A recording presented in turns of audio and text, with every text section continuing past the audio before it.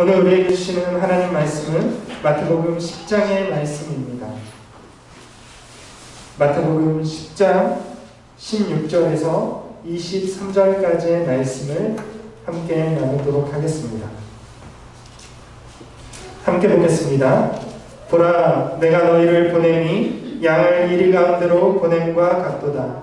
그러므로 너희는 뱀같이 지혜롭고 비둘기같이 순결하라. 사람들을 삼가라. 그들이 너희를 공회에 넘겨주겠고 그들의 회당에서 채찍질하리라.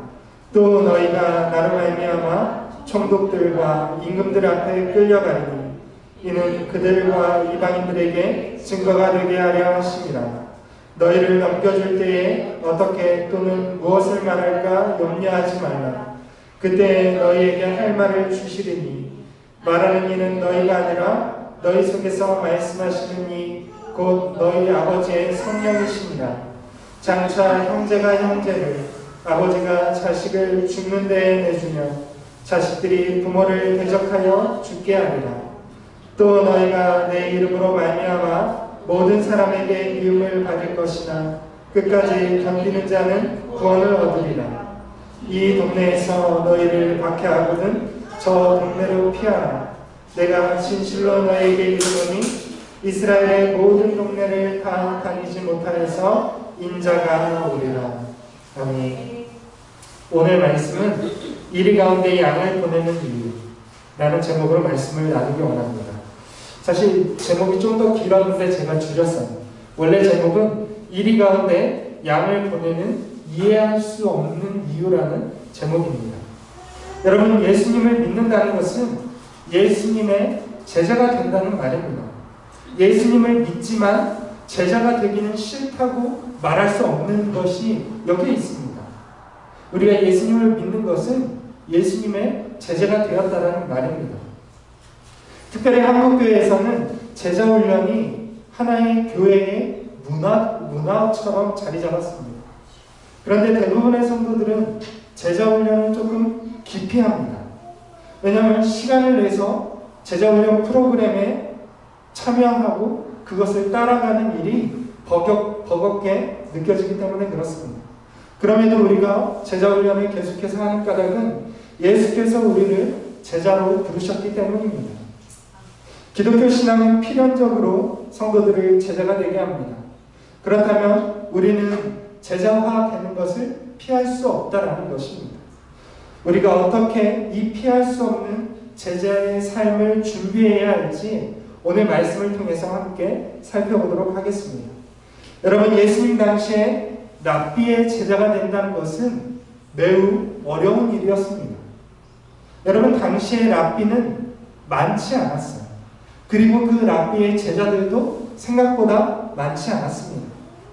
뿐만 아니라 유명한 랍비의 문화에 들어가서 유명한 랍비, 전국구 랍비의 문화에서 수학을 한다는 것은 매우 어려운 일이었고 동시에 매우 영광스러운 일이었습니다. 유대사회의 엘리트였던 바울은 자기 자신이 가말리엘이라는 랍비의 문화생이었다는 것을 자랑했습니다. 당시에 가장 유명했던 랍비의 문화에서 공부했다는 것이 엘리트였던 바울의 자랑거리가 되었다는 것입니다. 그만큼 랍비의 제자는 명예와 사람들의 인정을 받는 지름길이었습니다. 여러분, 우리가 아는 것처럼 예수님은 갈릴리에서 복음을 전하셨고 사람들로부터 랍비로 인정을 받았습니다. 사실 갈릴리에서 가장 유명한 랍비가 되셨습니다. 그렇기 때문에 이 유명한 랍비였던 예수님의 제자들 역시 자기가 유명한 사람들로부터 인정받는 갈릴리에서 제일 가는 랍비로 인정받는 예수님의 제자가 되었다는 것을 자랑스러워했을 것입니다. 예수님께서 갈릴리에서 유명해지고 명예를 얻을수록 예수님의 제자들도 스승과 그 영광을 공유하게 되었습니다. 그렇게 갈릴리에서 예수님은 성공적으로 복음을 전했고 제자들은 성공적인 예수님의 사역 아래서 복음을 배우고 있었습니다. 그런데 예수님께서 갑작스럽게 명령을 제자들에게 내리셨습니다.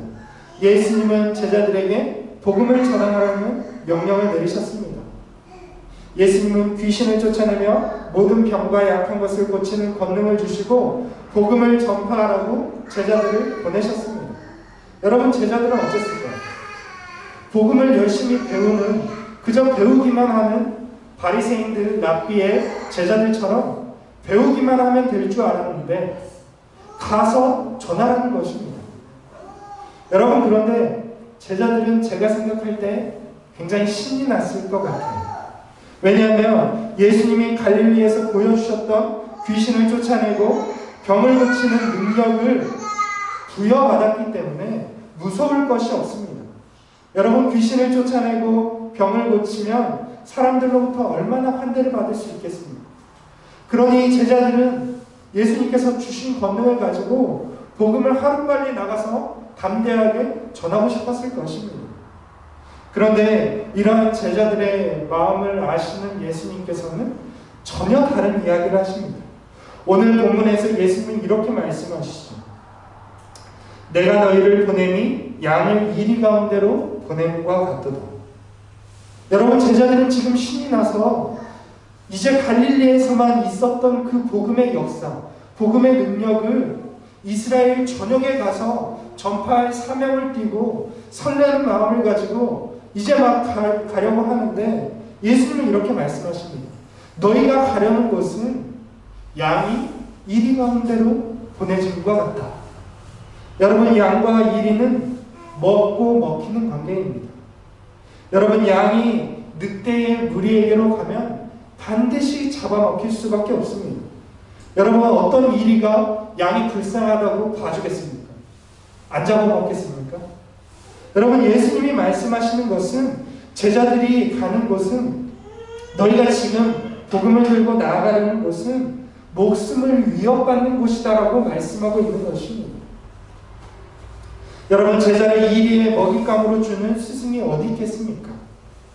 여러분, 당혹스러운 말씀이 아닐 수 없습니다. 제자들은 애초에 죽음을 각오하고 예수님의 제자가 된 것도 아니었습니다. 여러분, 처음 예수님이 제자를 부르실 때 어떻게 부르셨습니까? 너 나를 따라오너라. 나에게 그냥 와서 배우라. 이것이 전부였습니다.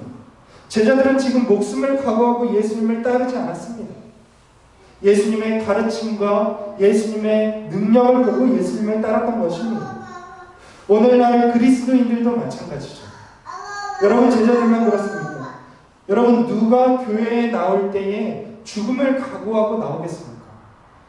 여기 이 자리에 우리 아기들이 있는데 저 아기들이 교회에 나올 때 누가 죽음을 각오하고 나오겠습니까?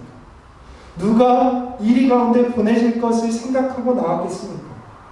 여러분, 교회는 위로받고 은혜받기 위해서 나온다고 생각합니다. 그래서 우리도 이 말씀을 보면 2000년 전에 제자들이 느꼈을 당혹감을 똑같이 느끼게 되는 것입니다. 예수님은 제자들에게 이렇게 분명하게 말씀하십니다. 복음을 전하다가 만날 핍박에 대해서 예수님은 전혀 숨기지 않으셨습니다. 예수님은 제자들을 가만히설로 꼬시지도 않았습니다.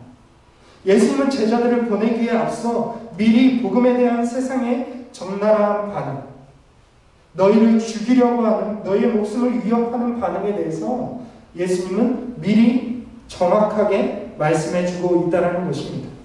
여러분, 그러면 어째서 복음에 대해서, 복음을 전하는 사람들에 대해서 세상은 이렇게 목숨을 위협할 정도로 두려워하는 것일까요? 여러분, 복음은 인간으로 하여금 본능적인 거부 반응을 일으키게 합니다. 하나님에 대한 거부 반응은 죄인으로서 당연한 반응입니다. 여러분, 어두움 속에 적응된 인간은 빛이 갑자기 비치는 빛에 대해서 싫어할 수밖에 없습니다. 여러분, 이것과 마찬가지로 죄에 적응되어 있는 사람은 갑자기 나타난 의로운 빛에 대해서 자기의 죄가 드러날까 두려워하고 거부 반응을 일으킬 수밖에 없는 것입니다. 여러분, 어째서 예수님의 제자들이 예수님의 복음을 전할 때에 세상이 그들을 위협하고 그들을 죽이려고 하는 것입니까? 죄에 대한, 죄인이 의에 대한 거부 반응 때문입니다. 여러분, 그렇습니다. 사람은 죄가 드러날 때에 그 죄를 감추고자 의를 제거하는 것입니다.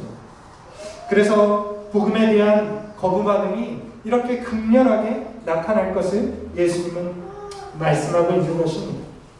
여러분, 그래서 예수님은 제자들에게 뱀같이 지혜로우라고 말씀하고 있습니다.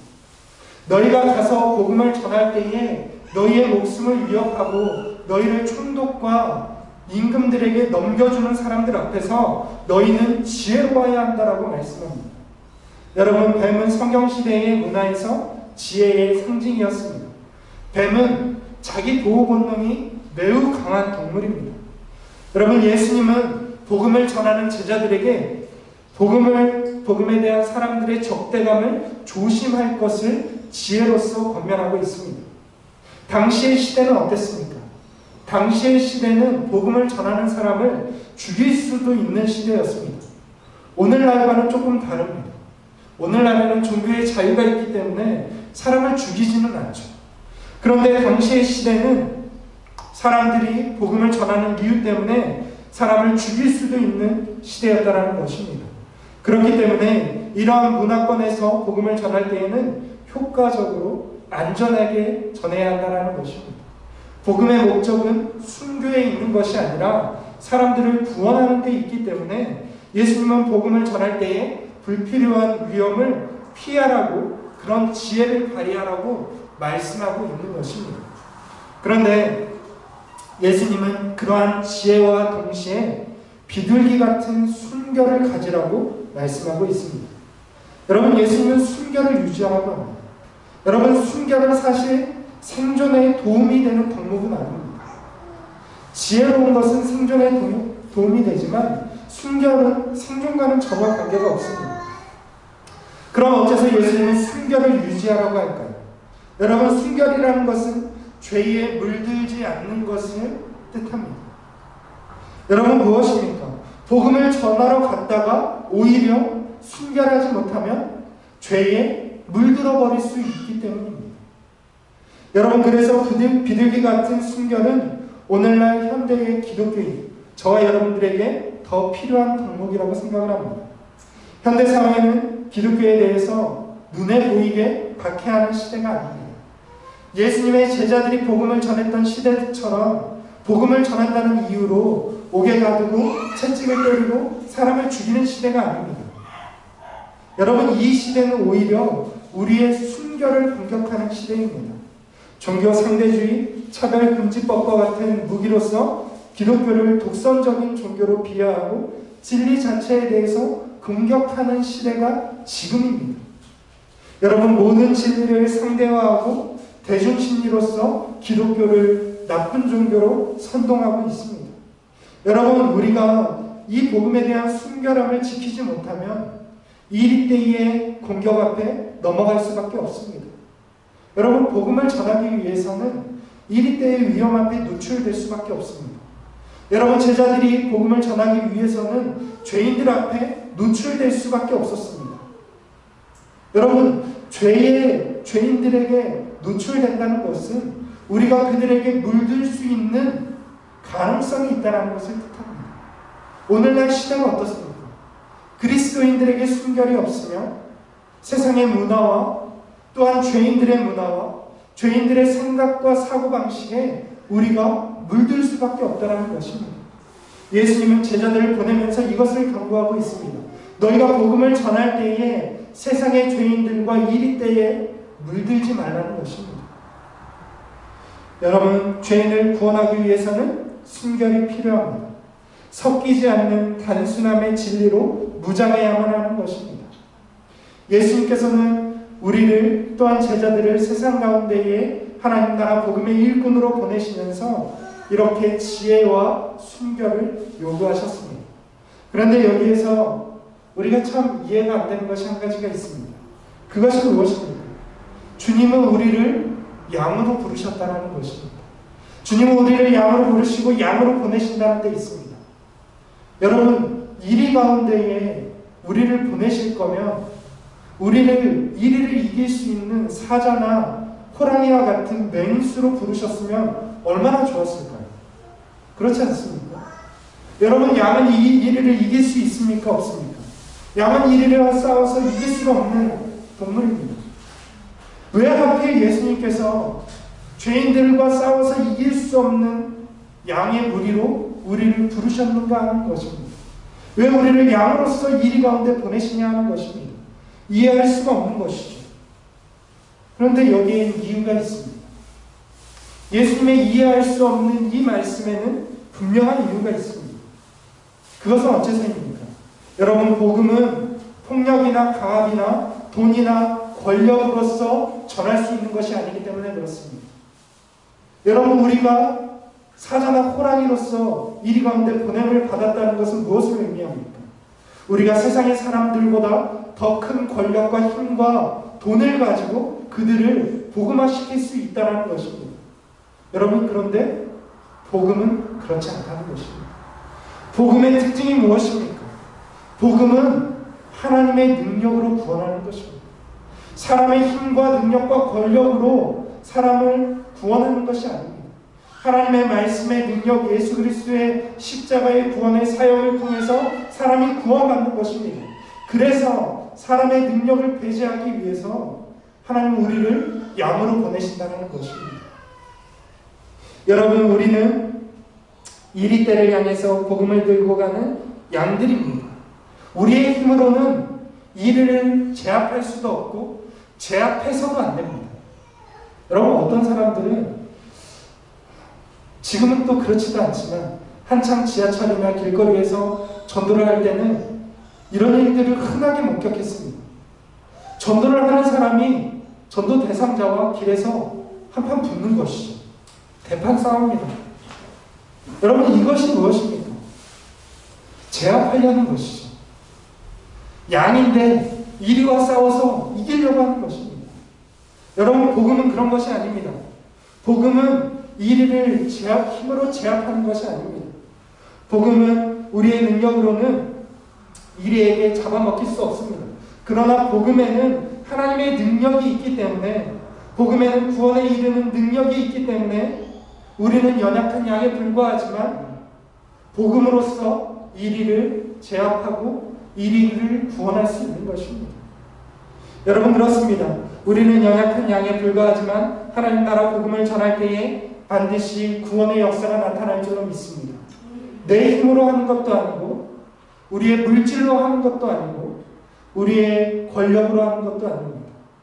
오직 예수님께서 십자가에서 이미 이루신 복음으로써 우리가 세상의 구원을 이룰 수 있는 줄로 믿습니다. 우리가 내 힘을 의지하는 것이 아니라, 우리의 능력을 의지하는 것이 아니라 복음만 믿고 그 복음만 전하는 순결한 제자가 되시기를 주님의 이름으로 축원을 드립니다. 그러면서 예수님은 복음에 대한 세상의 적대감의 이유에 대해서 말씀하고 있습니다. 여러분, 세상이 어째서 복음을 전하는 사람들과 복음을 적대합니까?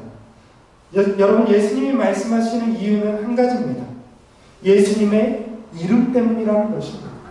22절 말씀을 보면 우리 한번 22절 말씀을 같이 읽어보도록 하겠습니다. 22절입니다. 시작. 또 너희가 내 이름으로 말미암아 모든 사람에게 미움을 받을 것이나 끝까지 견디는 자는 구원을 얻으리라. 여러분, 모든 사람에게 복음이 미움받는 이유가 무엇입니까? 여기서 모든 사람이란 모든 종류의 사람을 뜻합니다. 모든 종류의 사람이 어째서 복음을 미워합니까? 예수님 때문입니다.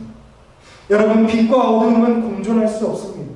빛이신 예수님과 어두움은 공생할 수 없다는 것입니다.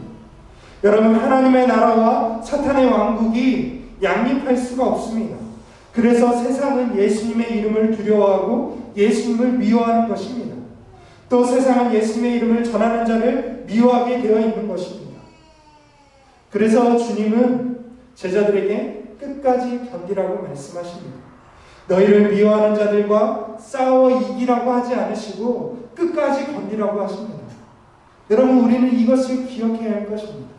여러분, 복음을 전하는 것은 복음으로써 세상을 정복하고 세상과 싸워 이기고 우리의 믿지 않는 가족들과 싸워서 그들을 굴복시키는 것이 아니라는 것입니다. 복음은 무엇입니까? 끝까지 견디는 것입니다. 너희를 미워하는 자들과 싸워 이기지 말라 하시고 끝까지 견디라고 말씀하십니다. 여러분, 우리는 악에게 지지 않고 선으로 악을 이기는 사람들입니다. 그리고 끝까지 견디다 보면 예수께서 오신다고 약속하십니다. 여러분, 끝까지 견디는 것이 쉬운 일이 아닙니다. 여러분, 우리가 어떻게 양이 되어서 이리의 핍박 가운데서 어떻게 우리가 우리의 신앙을 순결하게 지키며 끝까지 견딜 수 있겠습니까? 여러분, 우리의 힘으로 할 수 없습니다. 그러나 예수께서 우리에게 다시 오시겠다고 약속하고 있습니다. 여러분, 그렇습니다. 여러분, 우리에게는 이 약속이 있습니다. 우리가 복음을 전하며 끝까지 견딜 때에 주께서 우리에게 오실 줄로 믿습니다. 우리 하늘숲교회가 1월달에 개척을 했습니다. 여러분, 지금은 비록 힘들지만, 지금은 비록 어렵지만 우리가 복음을 가지고 끝까지 견디면 예수께서 우리 가운데 임재하실 것이고 우리를 통해서 하나님 나라의 복음을 전하실 줄로 믿습니다. 그러한 주님께 쓰임받는 제자요 복음의 일꾼이 되시기를 주님의 이름으로 축원을 드립니다.